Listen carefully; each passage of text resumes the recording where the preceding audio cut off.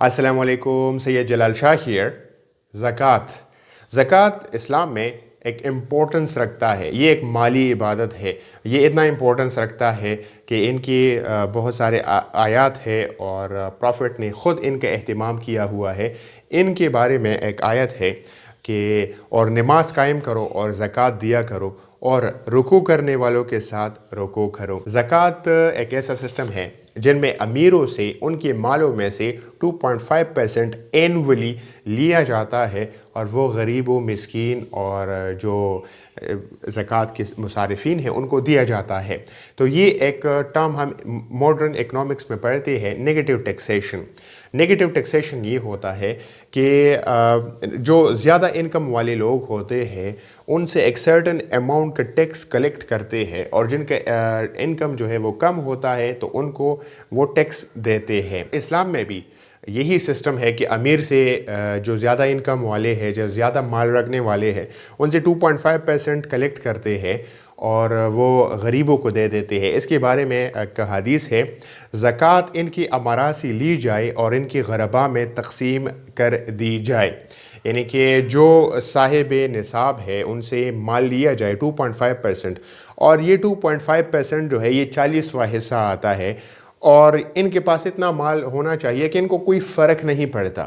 یہ جو جن سے مال لیا جاتا ہے 2.5%، ان کو کچھ نہیں فرق پڑتا، لیکن جن کو دیا جاتا ہے ان پہ بہت اثر پڑتا ہے، ان کی مالی حالت بہترین ہو جاتی ہے، ان کو جو کھانے کا پیسہ ہے وہ مل جاتا ہے، پہننے کے لیے پیسے مل جاتے ہیں، اور بھی اگر وہ کچھ کرنا چاہتے ہیں تو ان کے لیے پیسے مل جاتے ہیں۔ تو زکوٰۃ کا جو سسٹم ہے یہ بہت امپورٹنس رکھتا ہے۔ اسلام کے 5 ارکان ہیں، یہ زکوٰۃ جو ہے یہ اسلام میں ایک اہم رکن ہے، اور اس کو قائم کرنے کے لیے خدا تعالیٰ قرآن میں فرماتا ہے کہ اے محمد ان کے مالوں میں سے زکوٰۃ وصول کیجئے جس کے ذریعے آپ ان کو پاک و صاف کر دیں اور پاکیزہ بنا دیں۔ یعنی کہ جو اصل میں اس کا مقصد جو ہے، فلسفی ہے، تو وہ یہ ہے کہ مال ان سے پاک ہو جاتا ہے۔ جو مال ہوتا ہے مسلمان کے پاس، تو اسلام میں یہ سمجھا جاتا ہے کہ اگر ان سے ہم ایک سرٹن اماؤنٹ ان سے لیا جائے اور غریبوں کو دیا جائے تو وہ مال جو ہے وہ تب صاف ہوگا۔ اور زکوٰۃ جو ہے وہ آپ خاص لوگوں کو دے سکتے ہیں، یہ ہر کسی کو آپ دے بھی نہیں سکتے۔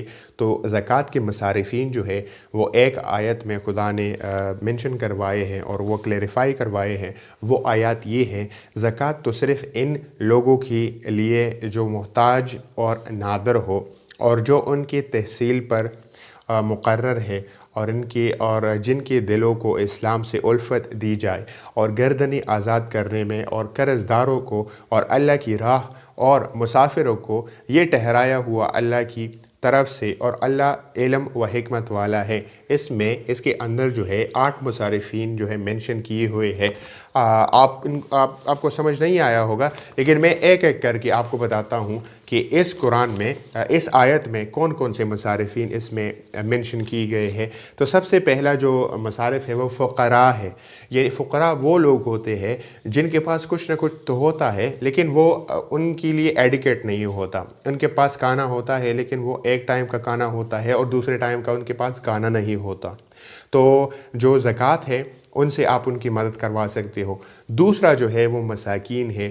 مساکین وہ لوگ ہوتے ہیں جن کے پاس کچھ ہوتا ہی نہیں ہے۔ تیسرا وہ لوگ ہیں عاملین جو زکوٰۃ کو اکٹھا کرتے ہیں۔ زکوٰۃ کی ایڈمنسٹریشن ہے نا، وہ زکوٰۃ کو ڈسٹریبیوٹ کرتے ہیں، زکوٰۃ کو اکٹھا کرتے ہیں، تو ان کو بھی آپ ان کی جو تنخواہیں ہیں وہ آپ زکوٰۃ سے دے سکتے ہیں۔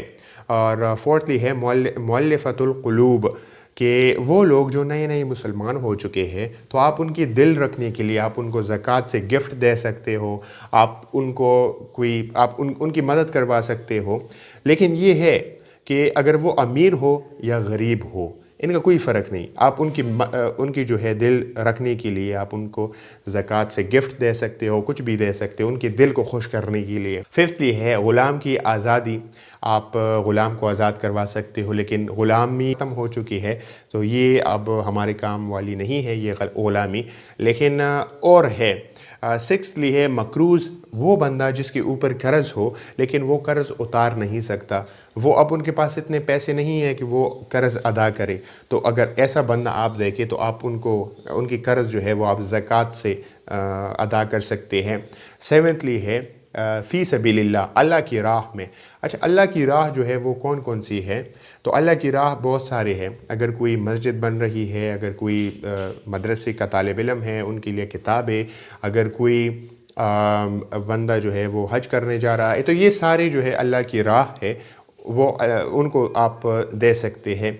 आठवां है मुसाफिर, जो बंदा दूर दराज इलाके से आया हुआ है और वो आपके इलाके में है, उनके पास खाने के पैसे नहीं हैं या फिर रहने के पैसे नहीं हैं, तो आप उनकी मदद करवा सकते हैं ज़कात के पैसों से। तो कंक्लूजन ये है कि ज़कात इम्पोर्टेंस रखता है, ये एक माली इबादत है, इस्लाम के 5 रुकन है, ये एक अहम तरीन रुकन है। जो हम मॉडर्न इकनॉमिक्स में नेगेटिव टैक्सेशन पढ़ते हैं, यानी कि जो ज़्यादा इनकम वाले हैं उनसे टैक्स लिया जाए और उनको दिया जाए जिनका इनकम कम है, तो इस्लाम में भी ज़कात का सिस्टम ऐसा ही है कि आप अमीरों से टैक्स लेते हैं, अमीरों से आप ज़कात लेते हैं और आप गरीबों को दे देते हैं। इसके बारे में बहुत सारे कुरानी आयात है, अहादीस पे है कि ज़कात जो है ये फ़र्ज़ है और अगर ज़कात कोई नहीं देता तो वो इस्लाम से ख़ारिज है। ज़कात के मुसारिफ़ीन है, यानी कि आप किस किस को दे सकते हैं, तो ज़कात में सबसे पहला जो है वो फ़ुक़रा है। फ़ुक़रा वो लोग होते हैं जिनके पास कुछ ना कुछ तो होता है लेकिन वो पूरा बराबर नहीं होता। एक टाइम का खाना होता है लेकिन दूसरे का नहीं होता, उनको आप ज़कात दे सकते हैं। दूसरा है मसाकीन, मसाकीन के पास कुछ नहीं होता, आप उनकी मदद करवा सकते हैं।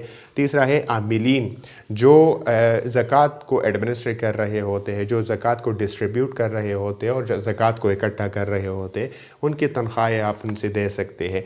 मुअल्लफ़तुल क़ुलूब, यानी कि जो लोग नए नए मुसलमान हो गए हैं, उनकी दिल रखने के लिए आप उनको गिफ्ट्स दे सकते हैं, उनकी मदद करवा सकते हैं। पांचवा है गुलाम की आज़ादी। सिक्सथली है मकरूज़, जिन पर कोई कर्ज़ हो और वो उतार नहीं सकता, तो आप उनकी मदद करवा सकते हैं ज़कात के पैसों से। एंड सेवेंथली है कि आप फ़ी सबीलिल्लाह, अल्लाह की राह में आप खर्च कर सकते हो। एटली है मुसाफिर, जो मुसाफिर आए हुए हैं दूर दराज इलाकों से, तो आप उनसे मदद करवा सकते हो।